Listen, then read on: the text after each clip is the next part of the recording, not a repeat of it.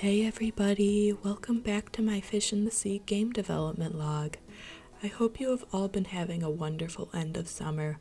As I'm writing the script, it is early August. It is one of my favorite times of the year. I've always felt as though there is a feeling of sentimentality in the air surrounding the loss of summertime.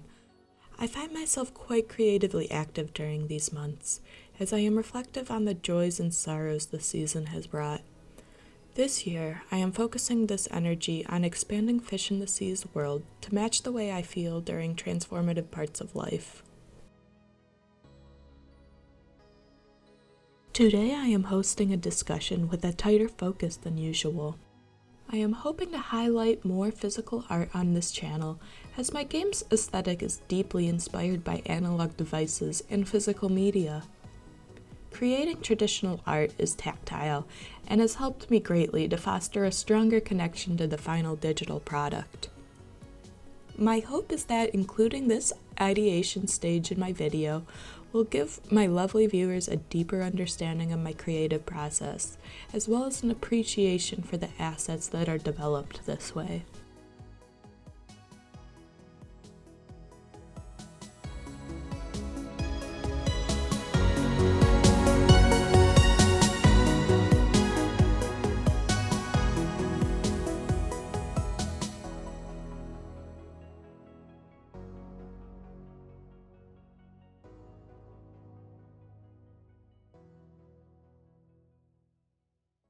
I am aiming to highlight my process on creating individual biomes for players to explore and experience.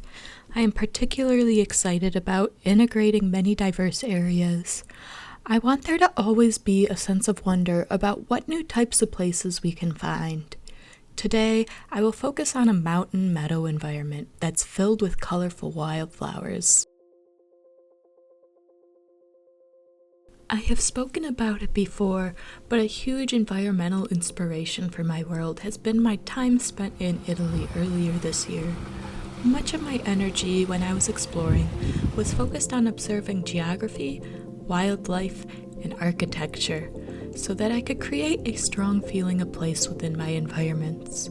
Because Fish in the Sea takes place in a flooded world, I wanted to create a feeling of depth that is consistent with the topography of the country. I got the idea to include the Italian Alps and Dolomites as high points on my game's map on a flight over Switzerland.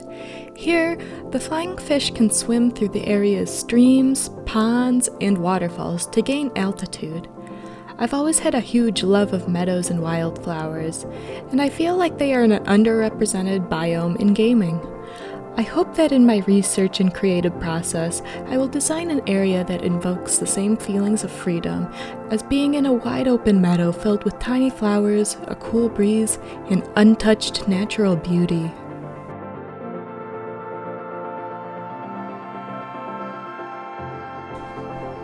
Outside of my gaming hobbies, I have been a long-time fountain pen enthusiast. I have a small collection that I'm quite proud of. As I mentioned earlier, I am a huge fan of analog devices. Fountain pens, for me, fill a really specific role. I often doodle or journal with them. However, it is true that I own more pens and inks than I could feasibly use in my lifetime. The reason I am so obsessed with pens is that while they can be used to create art, they are also functional pieces of art themselves. Coincidentally, around the time I was planning my wildflowers, I had purchased the Benu Talisman pen in the Edelweiss variety. The photos and videos I found online before buying didn't do this amazing pen justice. Benu created the Talisman line of pens by infusing the shimmering resin with extracts from mythical substances. In the Edelweiss version, the flower's dried petals are present in the pen's body. It felt like the perfect instrument to sketch out ideas for the plants that would occupy my fish's meadow.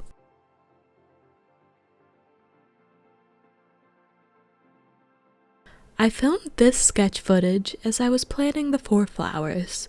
Pairing with the Edelweiss pen, I have Color vs. Blue Dragon ink. I used this aquatic washi tape to separate the 4 sections: the Onosma, the elder-flowered orchid, the Edelweiss, and the forget-me-nots.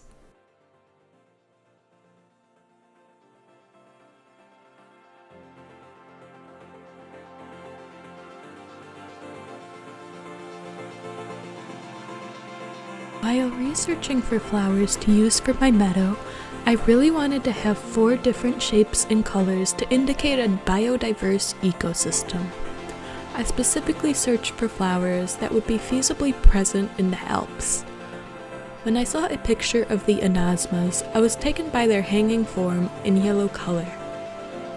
Commonly known as golden drops, they are common in high altitudes in Europe.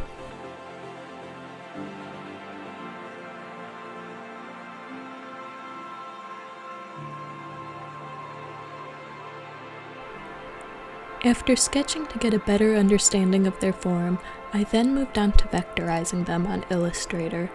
I love to paint using vector shapes, as it allows me to break down subjects into large bodies of color before moving on to sharp details.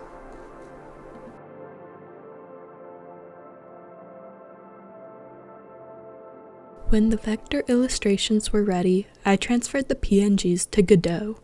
On Godot, I tried a few different methods of making them feel alive. At first, I added a swaying shader to the sprites. This works well if the flowers were to be used as background elements, but I wanted to add a little bit more flavor to them. I then tried a small skew animation on Godot, but I didn't feel like it quite was the way I wanted it to look.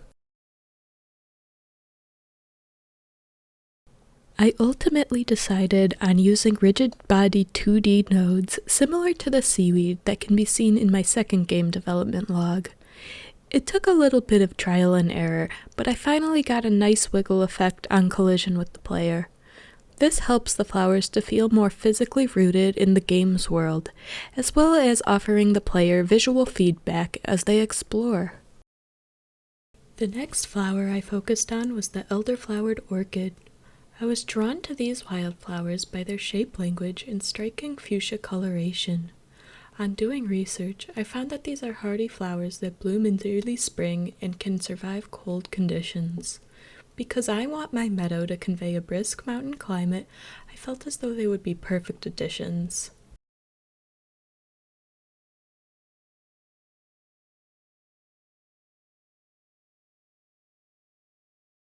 During this flower's vectorization, I decided to use the yellow that was present in the Onosma flowers as a highlight color. This led to me deciding to incorporate highlight colors in each of the wildflowers so they come as a cohesive set. Retroactively, I incorporated a touch of the orchid's magenta into the Onosma to create a symbiotic color relationship.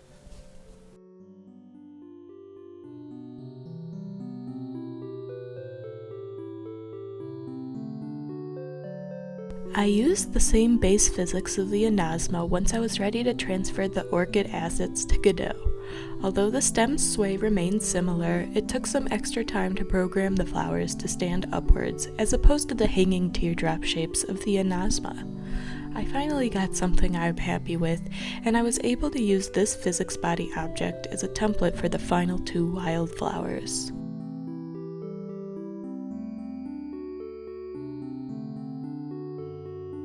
The third flower I made is the one that inspired the pen and my sketches, the Edelweiss.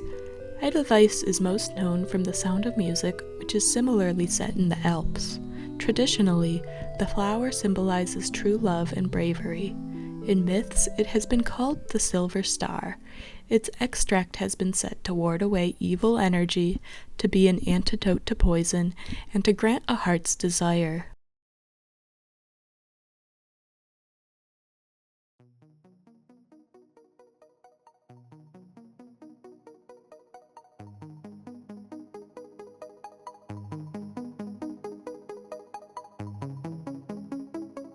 Aesthetically, I'm glad that I stumbled upon this flower via my stationery shopping addiction.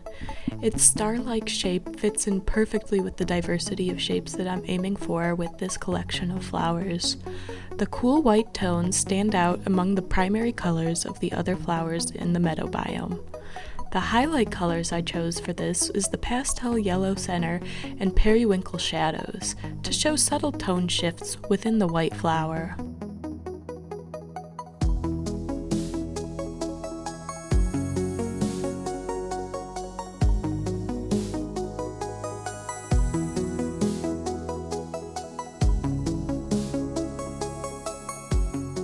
The last flower that I made to round out this group of 4 is the forget-me-not.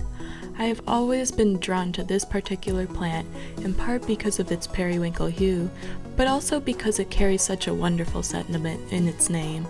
As its title suggests, the forget-me-not symbolizes undying love, loyalty, and memories with a loved one.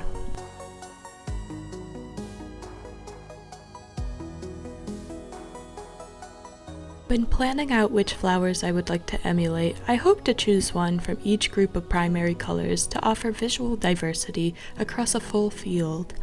I was pleased that the forget-me-not could fulfill the blue role in this trilogy, as it has been a long-term fascination of mine. In 2025, I even included it in a cream and sugar set I made in a pottery class. I frequently return to sources of inspiration in my art, and I'm very happy I got to incorporate the forget-me-not in Fish in the Sea.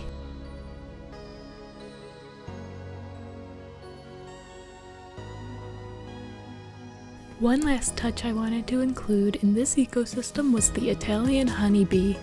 I didn't sketch this one out, rather I made a 2-frame vector animation entirely on Illustrator. I imported these frames into Godot with the goal of using them in an animated particle effect. I experimented a little with the particle settings and decided having a ring emission shape with an orbital velocity was the best at emulating the pattern of a small swarm of bees. I love the flavor and life this adds to the biome, especially after integrating a collision trigger that speeds up the bees as the player moves closer. As always, thank you for watching. I'm so proud of the community that we are growing together. If you liked the video, you are welcome to join us by subscribing to the channel or following me on my social media for smaller day-to-day updates. I want to let you know that working on this project has been one of the most rewarding goals I've ever set for myself, and I want to encourage you all to chase your passions, even if it is something personal that no one will ever see. Until next time, I hope you all have wonderful days.